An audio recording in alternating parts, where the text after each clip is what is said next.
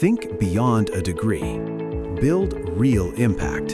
Shape your future with an MBA. From IILM University.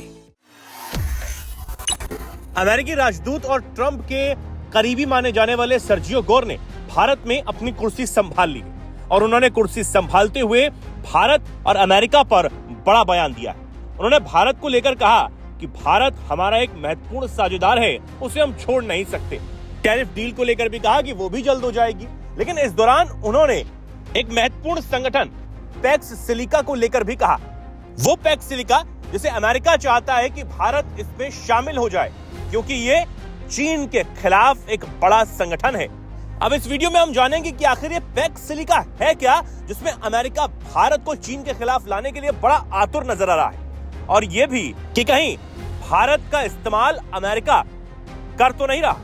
और अगर America Bharat को इतना महत्वपूर्ण साझेदार मानता है तो फिर ट्रेड डील में इतनी देरी और लगातार ट्रंप भारत पर बयान क्यों दे रहे हैं। साथ ही ये भी कि चीन के खिलाफ पैक्स सिलिका में भारत शामिल हो जाएगा तो उसे क्या फायदा होगा। भारत में अपनी कुर्सी संभालते हुए सर्जियो गोर ने सबसे पहले भारत पर बयान देते हुए कहा, भारत से ज्यादा जरूरी कोई पार्टनर नहीं है। मुझे ये घोषणा करते हुए खुशी हो रही है कि भारत को पैक्स सिलिका में पूर्ण सदस्य के तौर पर शामिल होने के लिए आमंत्रित किया जाएगा।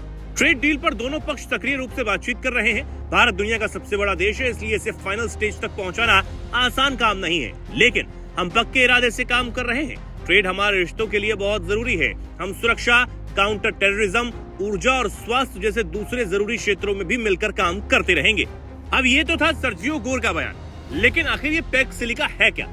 तो बताएं कि अमेरिका की अगुवाई में ये कुछ खास देशों का एक समूह है, जिसका सीधा सा एक लक्ष्य है उच्च स्तरीय माइक्रोचिप्स, आर्टिफिशियल इंटेलिजेंस और क्रिटिकल मिनरल्स यानी महत्वपूर्ण खनिजों के लिए एक अभेद और विश्वसनीय सप्लाई चेन को बनाना, क्योंकि फिलहाल इस क्षेत्र में चीन का एक तरफा कब्जा है।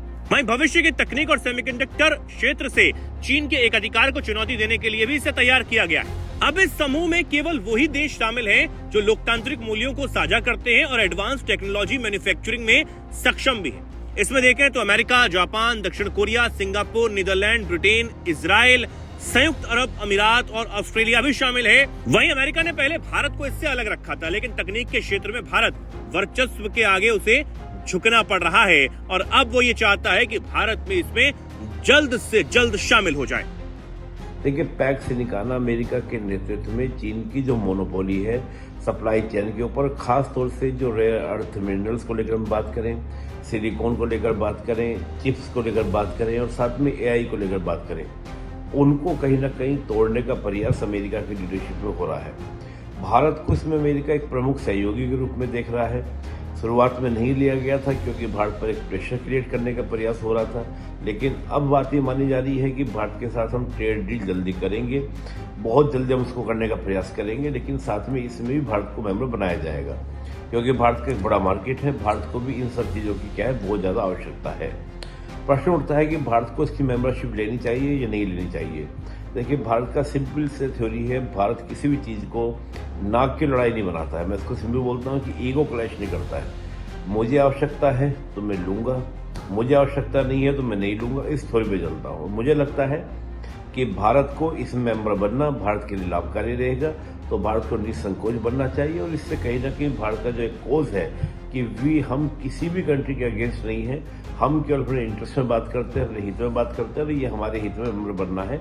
और भारत को तो सिंपल एक पॉलिसी रही है, मल्टी एंगेजमेंट की पॉलिसी, जिसको पीएम मोदी लगातार लेके चल रहे हैं। तो निश्चित रूप से भारत को इसका सदस्य बनना चाहिए।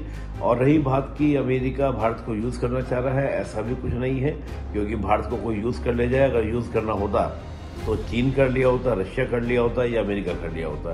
कोई यूज़ करने वाला नहीं है। भारत अपने अकॉर्डिंग अपनी पॉलिसीज़ को लेके चल रहा है, अपनी इंडिपेंडेंट यानी कि अपनी जो हम लोग बोलते हैं ऑटोनॉमी को लेके चल रहा है, उसको लेके चलेगा। निश्चित रूप से भारत को सदस्य बनना चाहिए। धन्यवाद। वहीं अब इस क्षेत्र में अलग अलग देशों के साथ काम करके भारत को बड़ा फायदा होगा, क्योंकि रक्षा और अंतरिक्ष क्षेत्र में भी भारत को मजबूती मिलेगी और सुरक्षित चिप्स और एआई के बिना आधुनिक मिसाइल और अंतरिक्ष तकनीक अधूरी है। ये गठबंधन भारत की सैन्य सुरक्षा को भी नई ऊंचाइयों पर ले जाएगा, इसलिए भारत के लिए बड़ा महत्वपूर्ण भी है। लेकिन एक बात साफ है कि चीन को इससे बहुत बड़ा झटका लगने वाला है।